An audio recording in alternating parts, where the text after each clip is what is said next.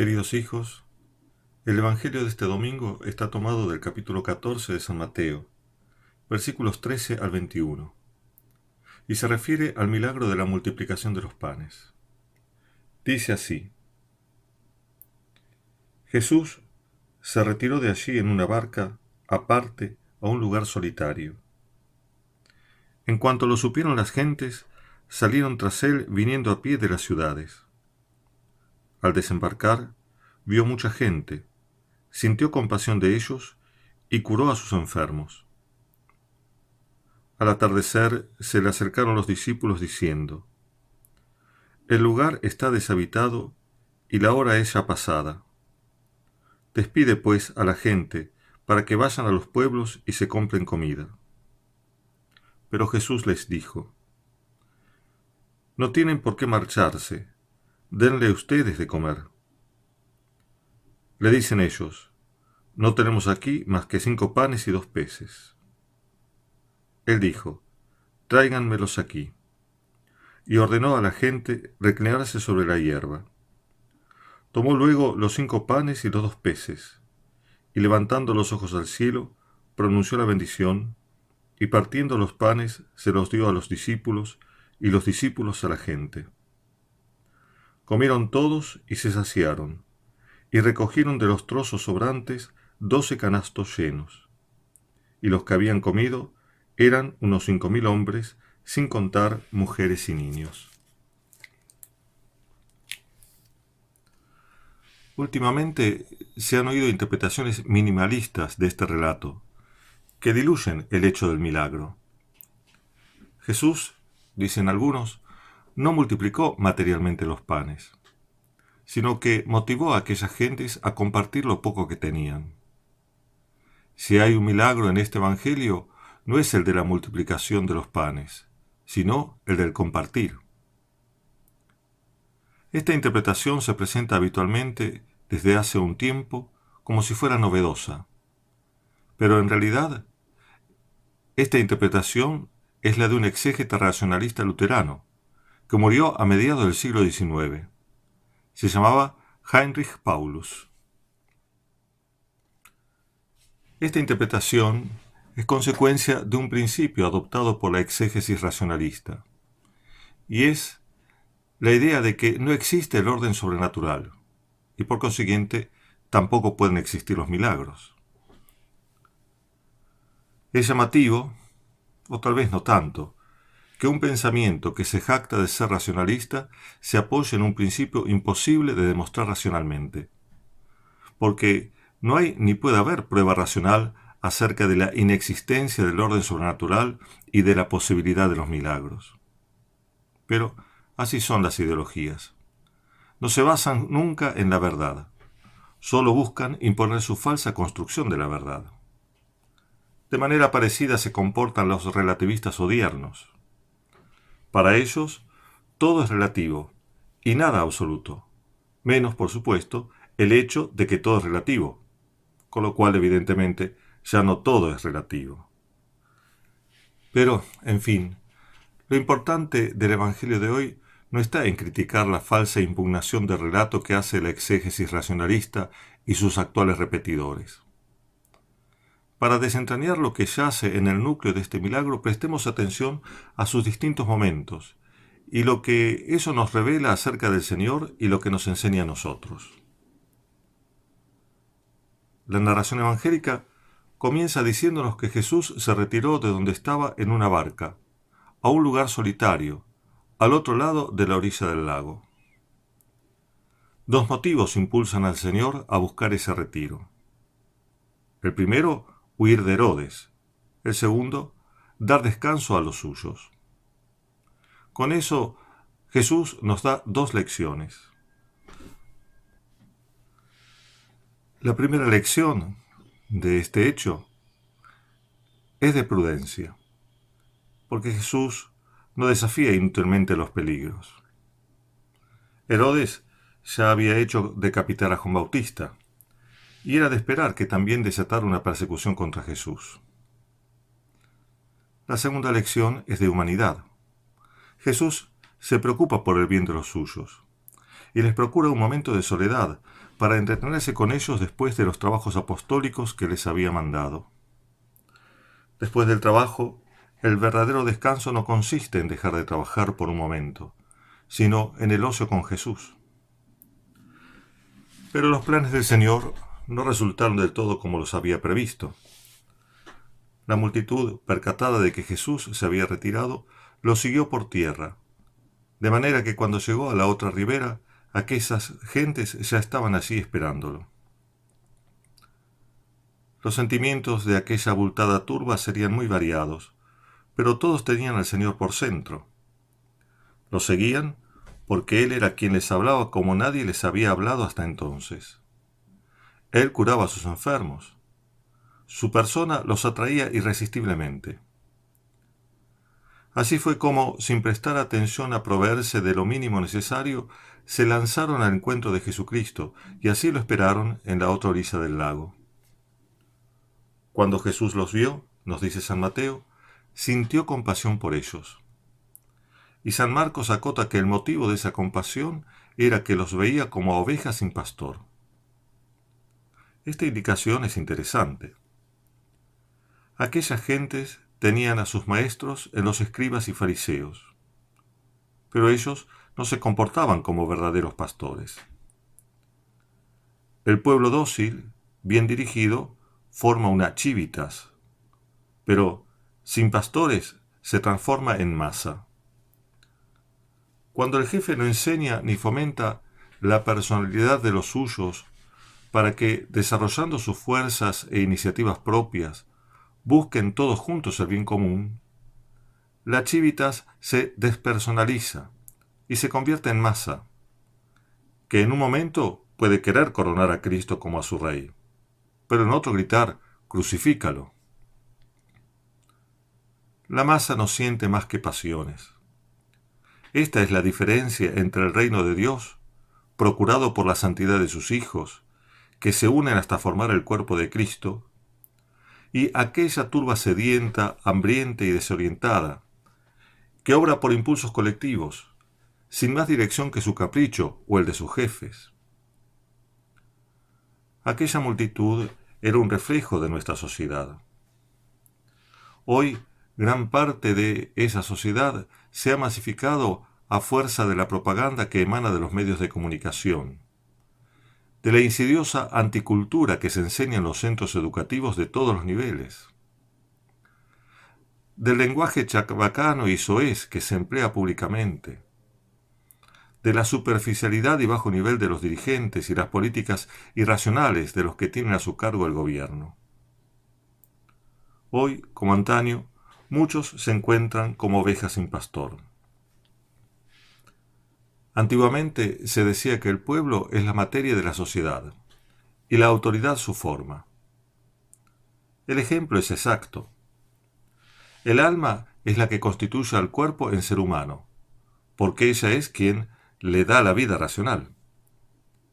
Si los jefes del pueblo le dan vida, le hacen sentir sus derechos y obligaciones y participar en las tareas del bien común, entonces convierten a ese pueblo, que de suyo tiende a ser masa, en algo vivo y social. Hoy se habla mucho del pueblo y en nombre del pueblo, casi canonizando su realidad. Sin embargo, la realidad a la que se refieren con este nombre no pasa de ser masa. No importa el grado de instrucción que hayan alcanzado los que lo conforman. A la vista está cuán masificada está nuestra sociedad, en todos sus niveles socioculturales, incluso los más elevados. Pero para que el pueblo no sea masa, los jefes deben, como el alma, comunicarle sus conocimientos mediante la instrucción adecuada y conforme al orden natural y sobrenatural. Procurarle la vida con los medios necesarios, según la recta ordenación de los bienes. Asociarlo a esa misma vida que, así como en el hombre no pertenece solo al alma ni solo al cuerpo, sino a todo el hombre, así también en la sociedad no ha de ser disfrutada y ejercida por la sola clase dirigente, sino por la sociedad entera y organizada. Pero hay más todavía. la forma debe influir y especificar a toda la materia.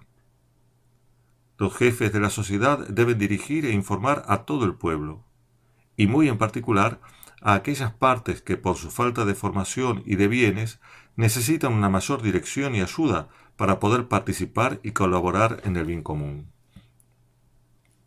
Si se quita ese trabajo del jefe de un pueblo sobre la parte más necesitada del cuerpo social, que no es una necesidad solamente material, entonces ni el jefe ha cumplido su función, ni existirá verdadera sociedad, sino dos clases separadas, la que se beneficia y la que sufre, los pastores sin rebaño y el rebaño sin pastores.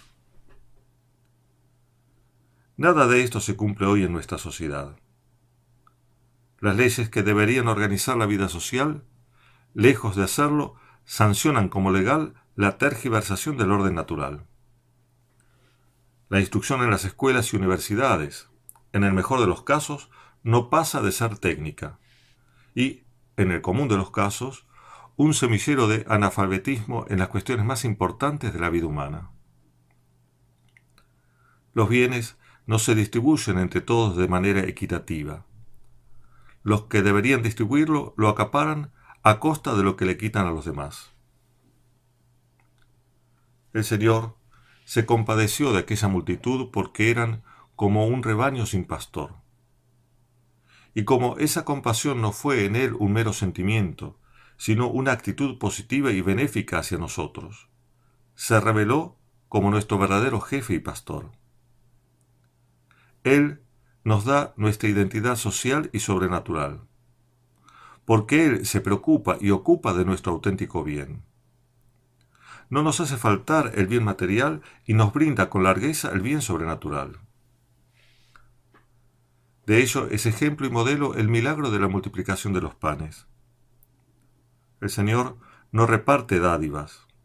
Su política no es la del clientelismo que cuanto más da, más pobre deja. Él no solo vio la necesidad material de aquellas gentes, sino también y principalmente la espiritual. No solo atendió a sus enfermos y les dio de comer, sino que les enseñó la verdad, la única verdad que los hará libre, y les dio un anticipo del pan supersustancial que es la Eucaristía. Pero para otorgarles estos dones, asoció a su obra a los mismos necesitados. No quiere el Señor que nos sentemos a esperar que la solución de nuestros problemas nos llueva del cielo. Es necesario que aportemos lo nuestro, aunque parezca y sea insuficiente, porque en sus manos adquiere eficacia divina. David venció a Goliat con 5 piedritas, y el Señor alimentó a más de 5.000 hombres con solo 5 panes y 2 pescados. Y no lo hizo una sola vez, sino 3 veces. Lo poco que podamos ofrecer, por lo tanto, aunque sea poco, el Señor, que es omnipotente, puede transformarlo en abundancia. Él puede cambiar nuestra debilidad en fortaleza y nuestra derrota en victoria. Hay veces que, ante la situación del mundo y la crisis actual de la Iglesia, nos sentimos abatidos y desesperanzados. Hay que vencer esta tendencia. No a fuerza de un voluntarismo sin base, por supuesto, sino apoyados en la esperanza sobrenatural y en esta lección del Evangelio. Los apóstoles, humanos como eran, también sintieron la tentación del que cree que no se puede hacer nada. Por eso le pidieron al Señor que despida a la gente para que busque su propio alimento. Pero Jesús los incitó a un mayor arrojo y generosidad. Si ellos hubieran cedido a esa tendencia al abatimiento, no le habrían presentado ni siquiera esos pocos panes y pescados. Se hubieran sentado a esperar a que el Señor haga todo solo o a que la realidad se imponga con su signo negativo. Pero ellos confiaron en el Señor y obedecieron a sus palabras, incluso cuando no sabían qué iba a hacer Jesús. Aunque parezca que el aporte personal no alcance a dar con la solución buscada, aunque sea verdad, según los cálculos humanos, que ese aporte es insuficiente, igualmente se lo debemos entregar al Señor en la certeza de fe de que Él no hará que ese esfuerzo resulte vano. Si no hacemos así, la única actitud que nos queda es la de la resignación paralizante, que no hace otra cosa sino llorar. Pero con el exiguo aporte de aquellos menesterosos, el Señor preparó el banquete de la abundancia. Así fue transformando a aquella masa informe, abandonada de sus opulentos pastores, en el reino de Dios. Pero no hizo esto solo a fuerza de llenar los estómagos y curar las heridas. El pan que les dio era sobre todo figura de otro pan que necesitamos más que cualquier otro alimento material. Porque, como dice San Pablo, el reino de Dios no es comida ni bebida, sino justicia, paz y gozo en el Espíritu Santo. San Mateo, al igual que los otros evangelistas, nos relató cómo el Señor multiplicó los panes. Los gestos que realizó son los mismos que hizo cuando instituyó la Eucaristía. Tomó entre sus manos el pan, levantó los ojos al cielo, dio gracias, bendijo y entregó el pan a sus discípulos. Primero, dirige la mirada al cielo, porque todo lo bueno que tenemos proviene de lo alto.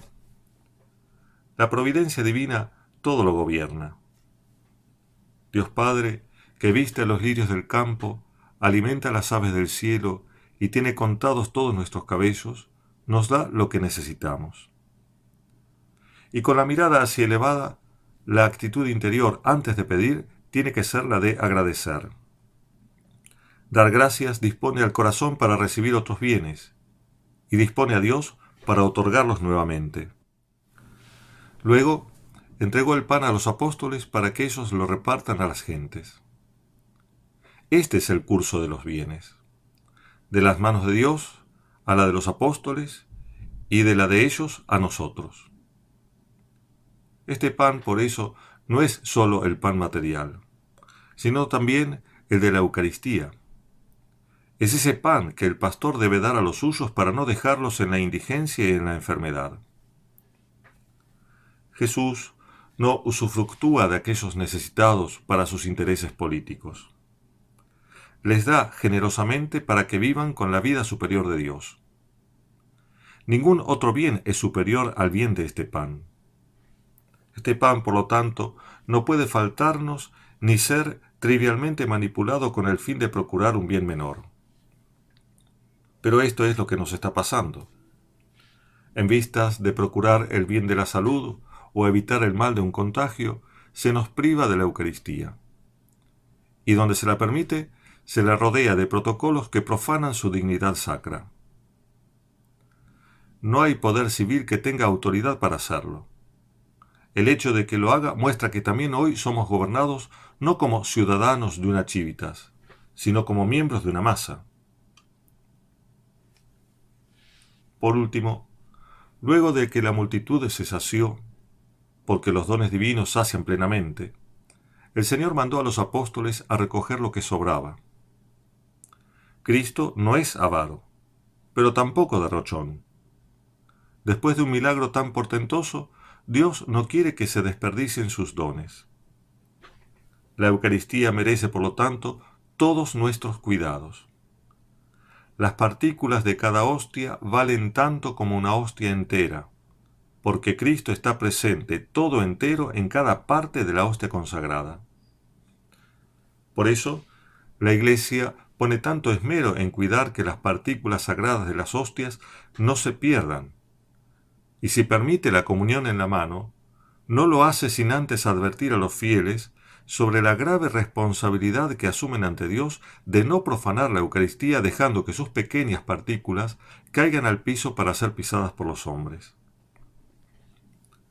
Así, con el pan de la Eucaristía que recibimos, Jesucristo, como nuestro buen jefe y pastor, nos va incorporando a su cuerpo y hace de nosotros miembros e hijos del reino de Dios. Así, aunque no veamos multiplicarse el pan material como lo vieron aquellas gentes, asistimos igualmente al gran milagro del Señor. Es Él quien a diario se parte y reparte como alimento de muchos. Que no nos falte entonces nunca ese pan, y que pronto podamos volver a la celebración pública de la Eucaristía, tan injusta y sacrílegamente prohibida. Y que cuando vuelva, no sea con los protocolos que la desacralizan, sino según los ritos tradicionales de la Iglesia. Que Dios los bendiga a todos.